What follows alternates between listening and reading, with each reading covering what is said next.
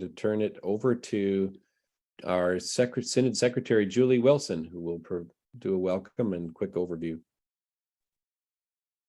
Hello, everyone. As Bishop and Chris have said, we thank you for joining us this evening. And we do hope that we'll be able to go through information and then there's time for some questions at the end. And so if we haven't answered your questions at the end, by the end, we do hope that you will please let us know. But on behalf of the Synod Council and our Synod Assembly planning team, I want to welcome you. And we are excited to gather in a hybrid form in just about 2 weeks. So we'll go through the schedule, but I just wanted to bring some greetings and would love Bishop to introduce our theme for this year's Synod Assembly. Yeah, our theme is telling the old story in a strange new time for the sake of the world. And this year's keynote speakers will focus on how we are sharing that story with emerging generations, first third of life folks, and how we are engaging with those generations that are coming behind us, and the challenges that we face in doing so. And my comments during assembly will focus on the kind of reformation that we are experiencing together as a church. I'm just going to read for you my opening paragraph of my bishop's report that I'm certain you've all read and memorized by now. But if you haven't, it's right there in the assembly materials. But here's the first paragraph of that report. There are those moments in the story of God with God's people where it is abruptly revealed that a tipping point has been reached and a new era has begun. Witness Samuel setting up the Ebenezer stone between Mizpah and Shen to mark a new era of Israel's faithfulness. Or consider Peter's vision in Acts 10, ushering in the inclusion of the Gentiles in the mission of the gospel. That's you and me. In John 12, Jesus declares the exact moment when history would now turn on his cross, when the entire world, represented in John's gospel by the Greeks, arrived to see the Son of God.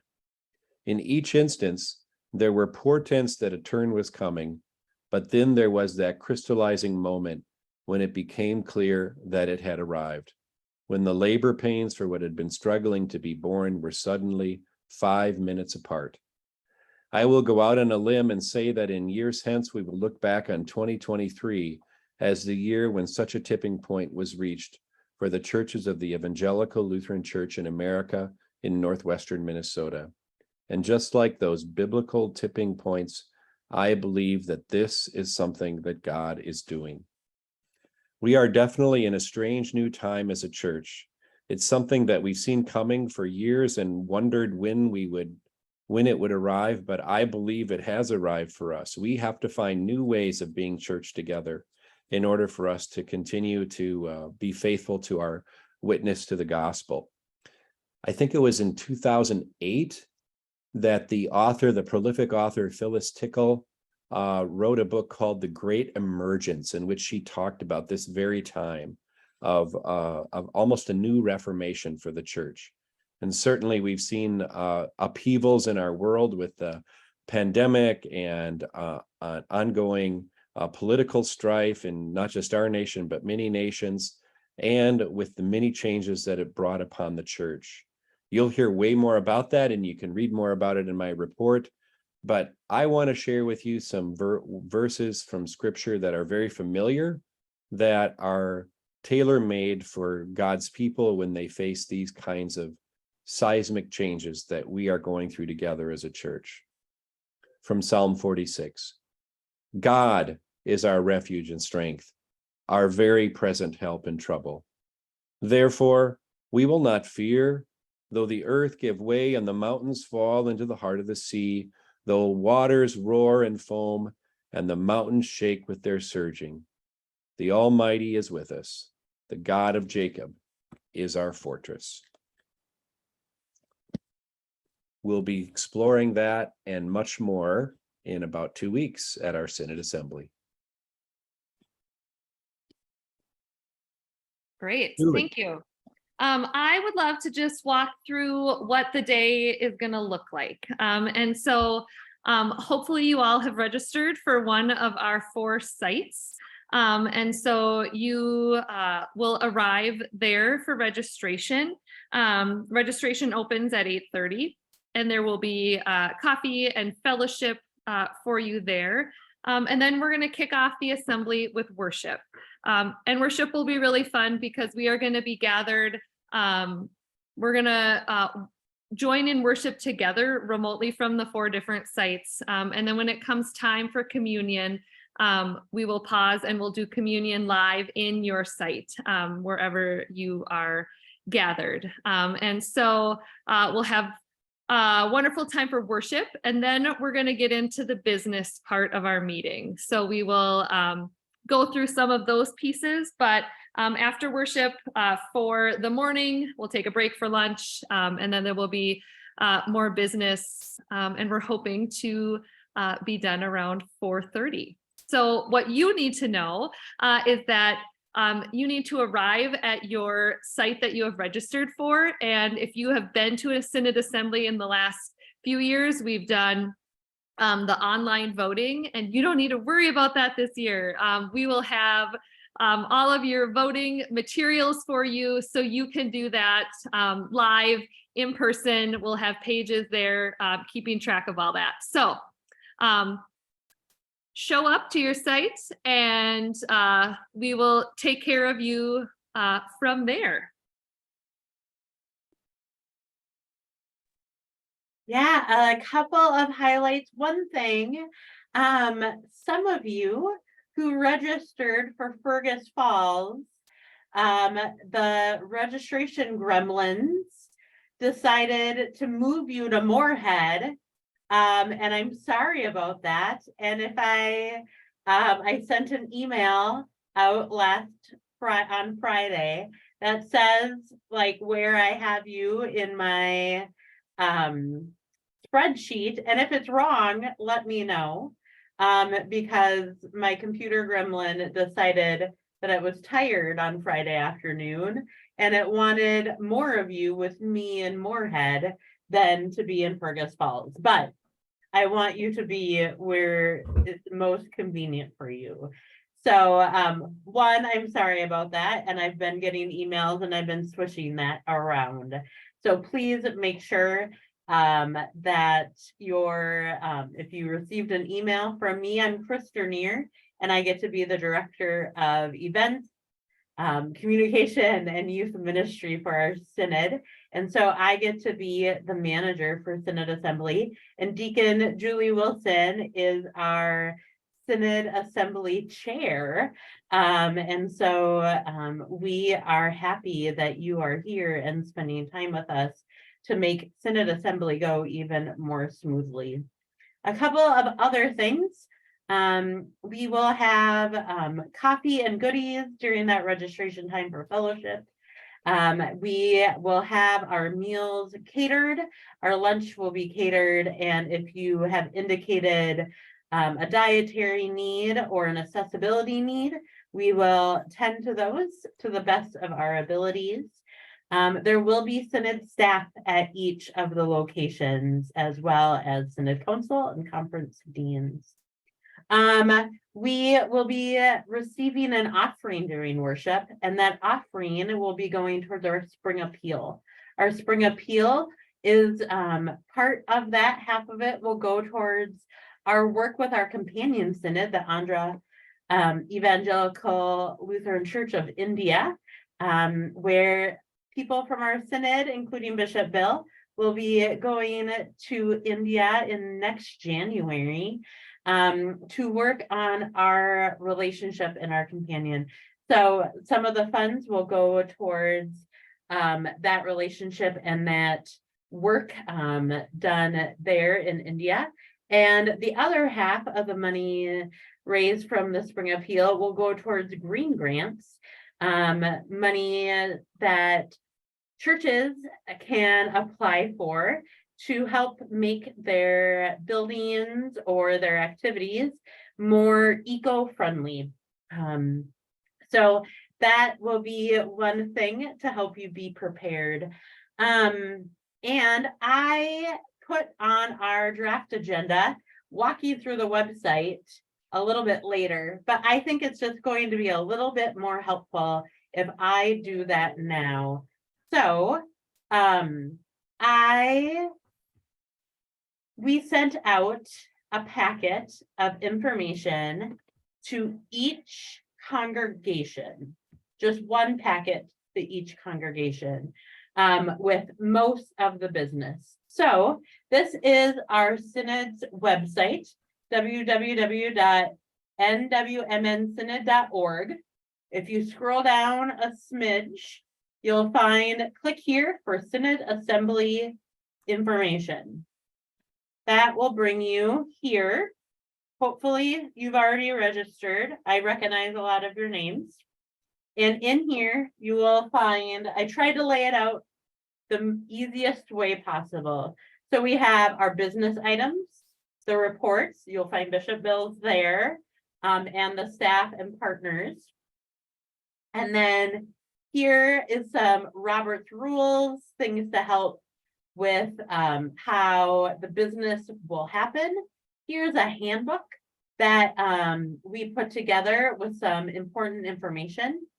Here is our current draft of our Synod's Constitution. One important thing that we're going to mostly talk about today are the business items. So on this page, they're all downloads. So the first chunk is all the different compensation guidelines. And then we have the rules, which Bishop Bill will walk through. That's kind of how the business happens. And then we have our budget items, the financials, that our Synod Treasurer, Pastor Chris Eldridge, will walk through. We have our resolutions, and then our pre-assembly ballot.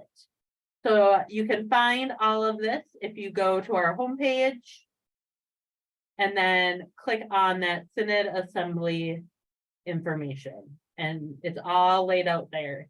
And then one set of most of the information was mailed paper copy to each church. All right. Thank you, Chris. I'm going to toss the baton to Bishop Bill and Deacon Julie.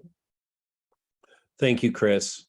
So because of the unique way that we're doing Synod Assembly this year, and very similar to how we did it in the last 2 years, with us gathering, and now this year with some remote work, that is with the chair, where myself, where I will be in Moorhead, and most of the speakers being broadcast from Moorhead to the 4 locations.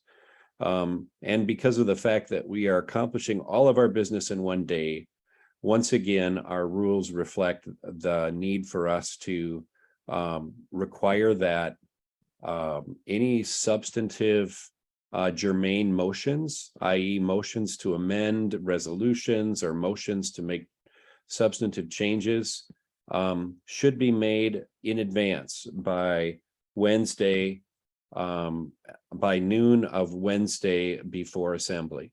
So that's the 31st of May, I believe. And the same is true for, we have a full slate of nominees for all the many important offices for which we are electing people for in our Synod Assembly. If you wish to make additional nominations, those nominations again must be made by Wednesday noon, the 31st. So you will have you can see that ballot in the pre-assembly materials and the 2 resolutions. So those are probably the 2 most important rules to track for assembly. The rules are detailed and they're about 3 or 4 pages long. I invite you to pay attention to those. You will be able to speak to all items of business. And if you wish to make a motion to make a substantive change, for example, to a resolution, it's still possible to do that during assembly. However, we would have to first vote to change the rules, and changing the rules requires a 2/3 vote.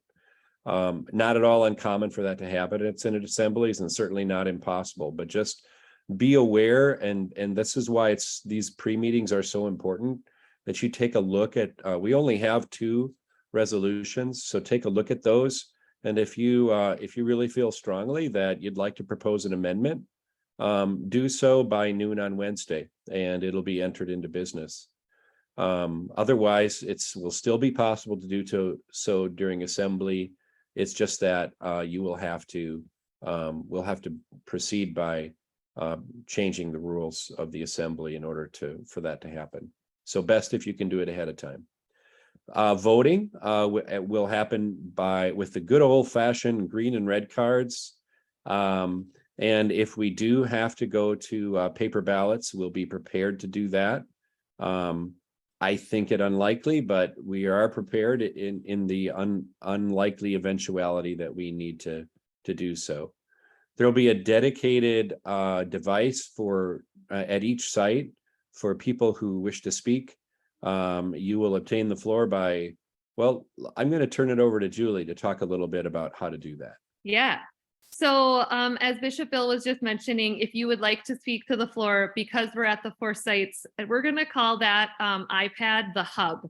And so there will be someone at that spot. And so if you would like to speak, you will go to that person and they will communicate with our Vice President Sharon Josephson and with Bishop Bill, and then we will call on you and highlight your screen so that everyone can hear and see you speaking. And so if you, like I said, would like to speak on the floor, you will just go to that hub iPad, and we're not quite sure where it will be located at your site, but we will make sure that Synod staff point it out so that you know, and so you can go to that iPad and you will be able to have the floor. I also just want to say with all of the documents and stuff, we have them all online and in alignment with our green initiatives for, if you have seen the documents that were sent to you, there's a lot. And so we don't want to be wasteful. And so you can print out from what you want to bring with you, but we want to try to be as resourceful as we can. And so there won't be all of those paper copies, but they all are on the website. All the business items Chris showed us, but they are linked in the chat too. So are there any questions on speaking to the floor, that hub computer? Does that sound good to everyone? Or any questions or comments in general on the rules of the assembly? If so, just unmute and speak up, or if you'd like to raise your hand, we can call on you too. Okay. If you Can you hear me? Yeah, go ahead. This is Donna Ray Jacobson, and I just got connected. I haven't been able to get the sound or anything. But I have you. I want to know how I can get my face on. It looks like your camera is projecting, but I wonder if it's pointed at, it looks like maybe the camera is pointed, maybe not at you, but at a light or something. Oh, it's probably at a window. Yeah. You might have to reverse the camera or turn it around. Oh, well, that's all right if you don't mind not seeing me. But at least I can talk. So yeah. It actually is it might be pointed at a window. It actually looks vaguely like a face. So, but it doesn't look like your face. So okay. but we can hear you and you can hear us. Yes, Did you have any that's amazing. other questions, Donna Ray? I just joined in, so Okay.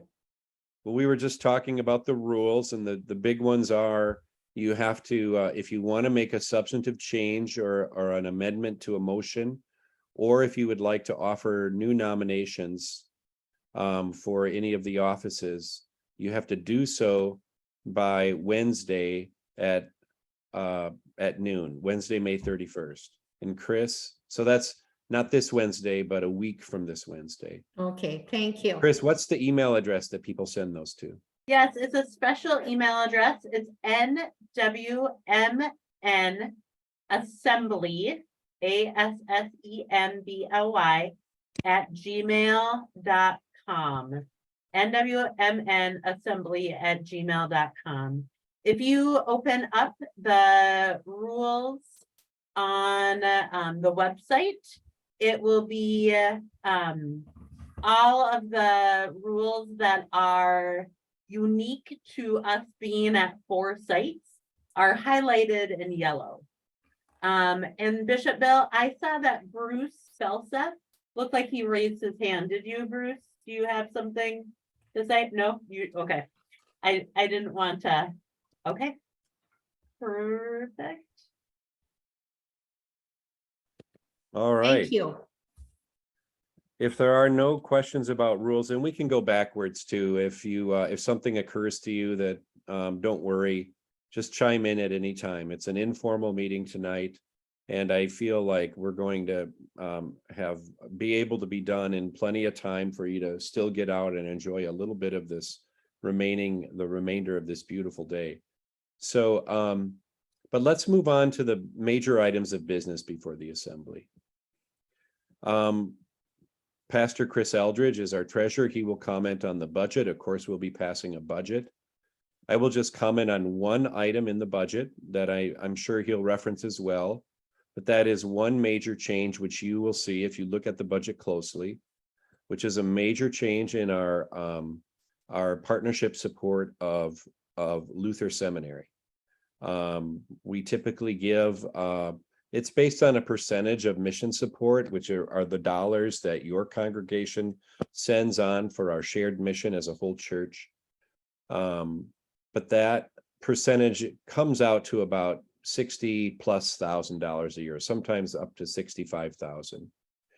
And in collaboration with the president of Luther Seminary, Dr. Robin Steinke, and the Synod Council, we are proposing a change to reduce that contribution to about $20,000 a year, with the remaining $40,000 or a little over $40,000 going towards a new ministry of leadership formation with and among our indigenous neighbors in partnership with the Episcopal Church.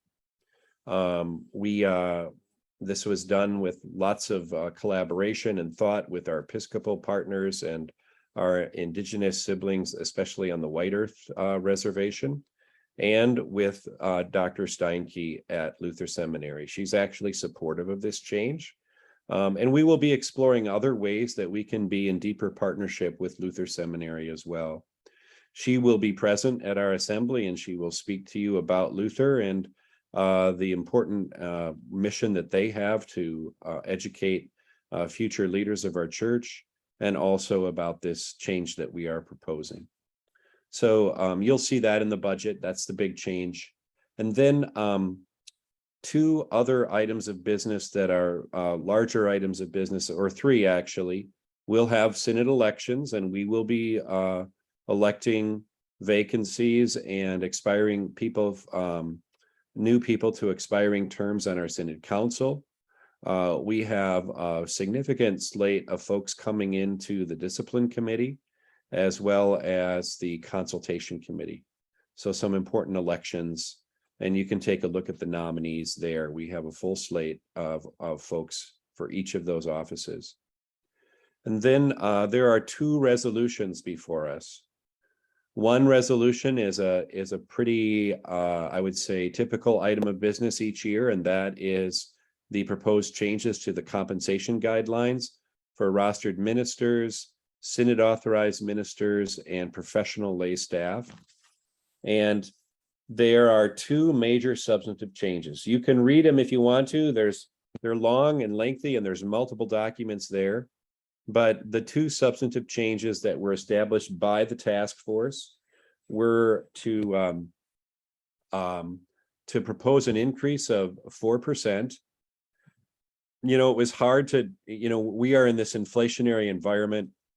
This last year, we tried to play catch up by proposing a 6% increase, which was a way of catching up from the previous year and a half of near double-digit inflation.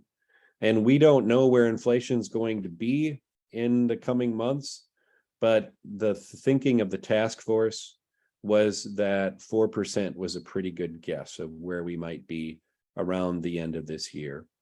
So that's the suggested cost of living increase. By the way, that task force is made up of representatives who include rostered ministers, deacons, synod authorized ministers, and lay leaders from across our synod. So they recommended that 4% change, and then also increasing the family leave to 12 weeks. You may remember, if you're a veteran of synod assemblies, that this has been a topic of conversation for several years. And most recently, a couple years ago, we increased from 6 weeks to 8 weeks. And last year, we offered a clarification of what a family leave was, parental family leave. And this year, the only reason why we're proposing the 12% change is because you may be aware that the state of Minnesota has passed a law making 12% mandatory for all employers. While the church may not fall under the as a part of that law, it seemed good to the task force to make this same benefit available to our rostered ministers as is available to all other employees in the state. And yet to be determined whether, and of course, there's funding from the state for those paid leaves. And I think it's yet to be determined whether that the state will provide funding for religious workers too. We'll certainly be advocating with the other bishops of the state that they do so. But whether they do or not, that is the proposed change to keep that in line with what's standard now, what will be standard in Minnesota now. So those are the two big changes to the compensation guidelines. Otherwise, everything else is exactly the same. So I will just pause and see if you have any questions about the changes to the compensation guidelines.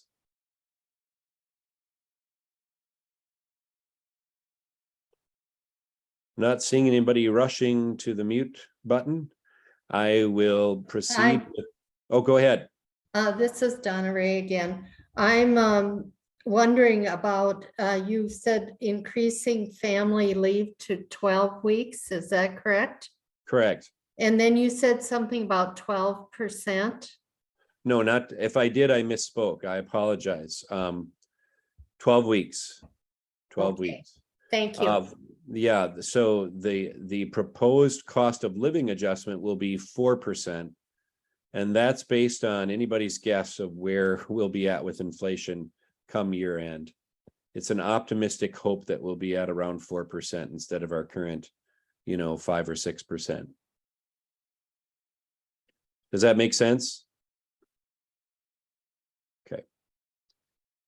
The second resolution is a resolution that was drafted by a team of leaders from across our synod who are part of what we call an affinity group around creation care.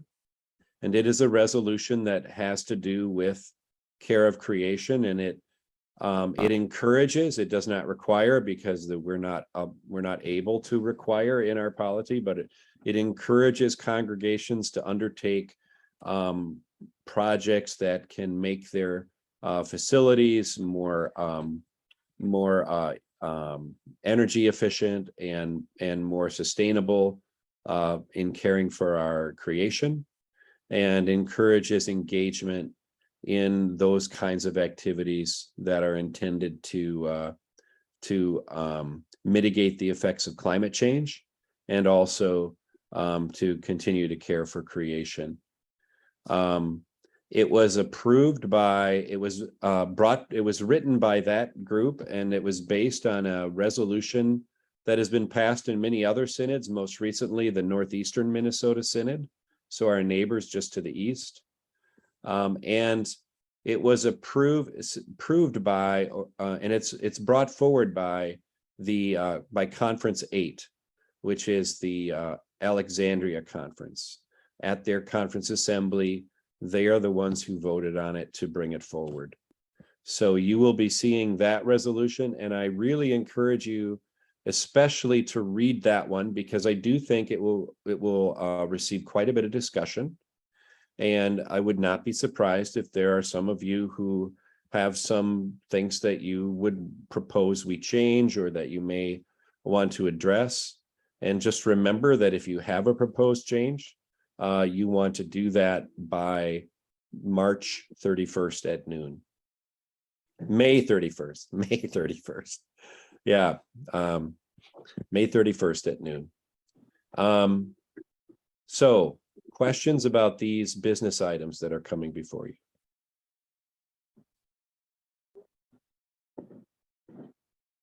All right. Just so you are aware, the compensation guidelines, the resolution to approve comes from Synod Council, which means that when it appears in the agenda, it is already moved and seconded, does not require a motion. And so we will proceed right to discussion at that time. And that would be the time at which you could, at which any changes that you proposed by May 31st at noon would be debated. And the motion or the resolution on creation care, because it does not come from the Synod Council or from an official committee of our Synod. This is typical. It receives a no recommendation from the Referencing Council Committee, which means that it will have to be moved and seconded when it appears in the schedule on the agenda. So once it's moved and seconded, we can proceed to debate on that resolution. Any questions about business coming before the assembly? Seeing none, let's move to our treasurer, Pastor Chris, to talk with us about the Synod mission plan or the Synod budget. Hi, good evening, everyone. Good to see you all. Chris Eldridge here in Fergus Falls, just recently retired from active parish duty.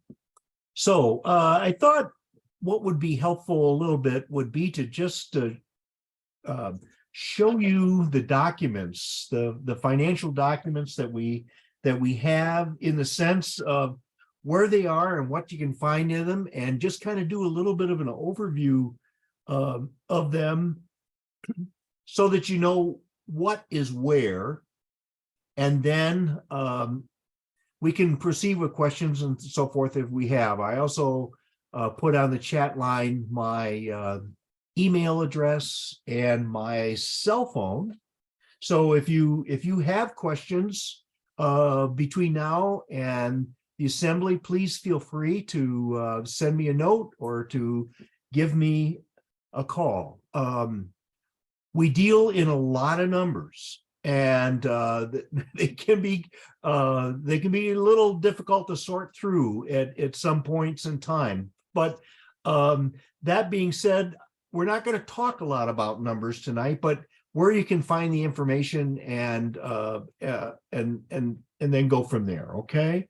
So Kristen was going to put up the that downloads page for us again, and was just going to show it. And I was just going to talk about what's on that in terms of the financial documents. And so if you look right there and kind of in the middle, you will see probably the most important document for the assembly purposes is that document that's called Budget Comp FY 2025 versus FY 2024. As you know, each year at the assembly, we have to, by our constitution, approve a preliminary budget for the coming year. And so that is what this is. And I'll just take a minute here to just say a little bit about the fact that that our fiscal years can be kind of confusing. They don't necessarily correspond with the calendar year. We in our congregations, we often think of the year closing at the end of December. For the purposes of the synod, they close at the end of January. And the fiscal year, when we talk about it, is the fiscal year where the year ends. So we are currently in fiscal year 2024. What it shows here on this page, we're in 2024. That's because our current year will end January 31 of 2024. So that translates into saying what we're actually going to be talking about at the assembly is fiscal year 2025. Okay. So this is probably the most important document because it shows you where we are currently. It shows you what we are proposing for the next fiscal year. And also over there on the far right side, it gives you a percentage of change where there are substantive changes. And Christine, if you'll scroll that down a little bit, you can see what Bishop Bill was talking about in terms of salaries, increases on line 40 over on the left. You'll see that the difference between our current budget and the preliminary budget that we want to approve is a 3% increase. And so the line numbers over on the left just give you an easy way to refer to the line so everybody can find it, especially as we're talking in the assembly. And then we have the changes. So I just want to kind of give this to you as a way. This is probably the most important document that you want to look at when it comes to our action of adopting a preliminary budget. So we'll go back again, and I'll just explain what else is on that page. There is what is called, just below that one is the Budget Comp Report for the Synod Assembly 2023. So really what that is, it shows you a little bit of budget history over last year, our current year, and then what we're proposing. That's what that does. It just gives you some context and some history in that. Otherwise, they're the same numbers, okay, as what you saw on the other piece. It just gives you a little more context in terms of what we've done in the past. And then, Christine, if we can go back again to the download page, that would be great. Thank you. And then there is one other report that's called FY 2023 Year-End Summary. And that report, friends, gives you where we ended up the previous year. So where we as a synod stood as of January 31st, 2023, and it gives a little bit of a comparison with where we were a year ago. So these are actual numbers. These are the numbers that went to our auditors and the auditors work with, and where we stand as at the end of the year. So this is the real history in the sense of where we are at this point in time. But what we're actually talking about are budgeted numbers. And just so that you know, the budget really is a very dynamic document. It changes. We do preliminary, We review it, we modify it at least twice, actually, in the course of the year. And so you have to kind of think of that as being one's a budget, the other ones are the actual numbers. We'll also get a report from John Wold, who is our Synod Council member, who is the chair of the audit committee, and he's going to give you the results of the audit in the sense that the positive audit that was just completed here within the last few weeks, but there is also the total audit report on that download page for you if you really, really, really like numbers. So have fun with that if you want. Audit report 131/2023. That is the official edition of the final report from the Synod auditors, Widmer Roll, who operate out of the Fargo-Moorhead area. And so I think I will stop there unless there are questions or concerns. Remember, feel free to contact me.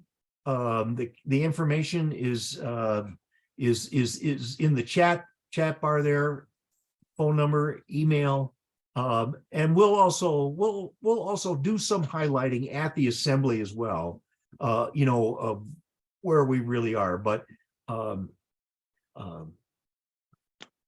quit with that for now.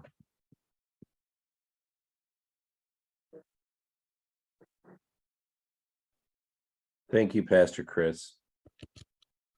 If there are no questions about the numbers, and once again, just if you are a real Synod junkie and you want to do another one of these meetings, we are meeting tomorrow at 1 o'clock again. You may have questions that arise between now and then.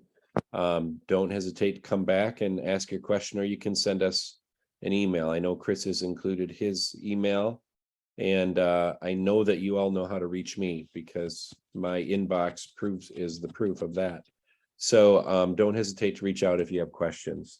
But seeing none right now, let's move to Julie to talk in a little bit more detail about elections.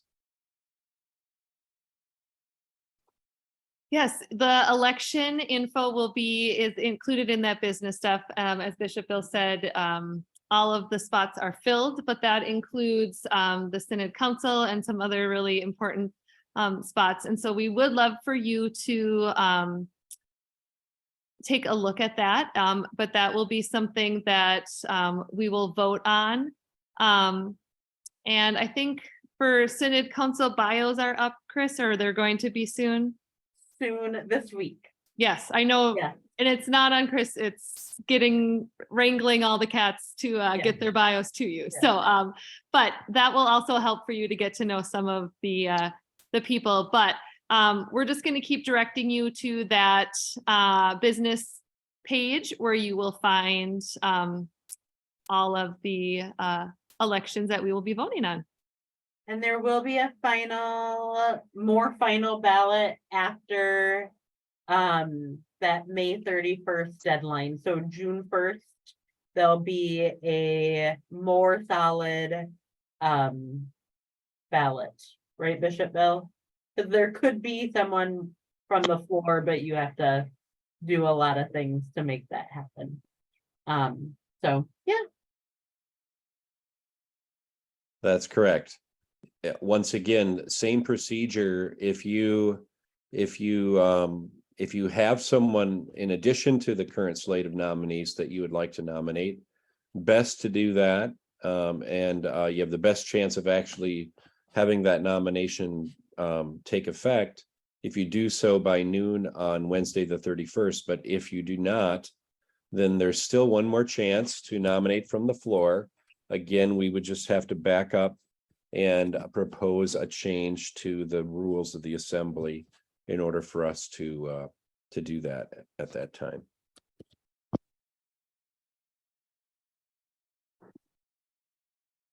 So we are at that point in where we make a final appeal for questions or comments that you might have. Any questions or comments? Well, seeing none, I want to say it's delightful to be with you here this evening. Thank you for taking time out of this beautiful spring into summer day. And I hope that you found opportunities to enjoy God's good creation. So go with God's speed and God's blessing. And we look forward to seeing you either in person or on a screen, wherever you happen to be gathering. You'll for sure be seeing some people in person wherever you are, and some people on the screen. It's a hybrid assembly. So we'll see you in a week and a half, in about 2 weeks on June 3rd. And once again, remember, there is another opportunity if questions arise. We have another pre-assembly meeting tomorrow at 1 o'clock. Thank you so much, and God's peace be with you. Thank you all. Thank you. Thank you.